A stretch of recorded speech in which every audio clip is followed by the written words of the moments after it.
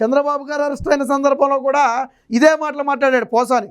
అనారోగ్యాన్ని అడ్డం పెట్టుకుని చంద్రబాబు నాయుడు బయటకు వచ్చాడు, రోగాలను అడ్డం పెట్టుకుని చంద్రబాబు నాయుడు బయట తిరుగుతున్నాడు, బెయిల్ మీద తిరుగుతున్నాడు అని కావాలని గుచ్చి మాట్లాడాడు. మరి ఈ రోజు నువ్వు అదే అనారోగ్యాన్ని అడ్డం పెట్టుకుని బెయిల్ ఇమ్మని ఎలా అడిగావు? నాకు స్టంట్లు వేసారని నువ్వే చెప్పావు, 2 ఆపరేషన్లు చేశారని నువ్వే చెప్పావు, నేను రోజు 1 డజన్ ట్యాబ్లెట్లు వేసుకోవాలి లేకపోతే నేను బ్రతకలేనని నువ్వే చెప్పావు కోర్టుకి. మరి ఈ రోజు నువ్వెందుకు నీ అనారోగ్యాన్ని చెప్పావు? ఆ రోజు 53 రోజులు జైల్లో ఉండి ఉన్న తర్వాత ఆరోగ్యం బాగోకపోతే స్వయంగా బాగాలేదని చెప్పి ఆ ప్రభుత్వం చూపించిన డాక్టర్లే సర్టిఫై చేస్తే కోర్టు ఇచ్చింది. చంద్రబాబు గారేమి నా ఆరోగ్యం బాగాలేదు నాకు బెయిల్ ఇవ్వండి అని ఆయన అడగలా. అడిగేవాడైతే మొదటి రోజు అడుగుతాడు, ఆయన వయసుని అదులో పెట్టి. అడగలేదు కదా ఆయన.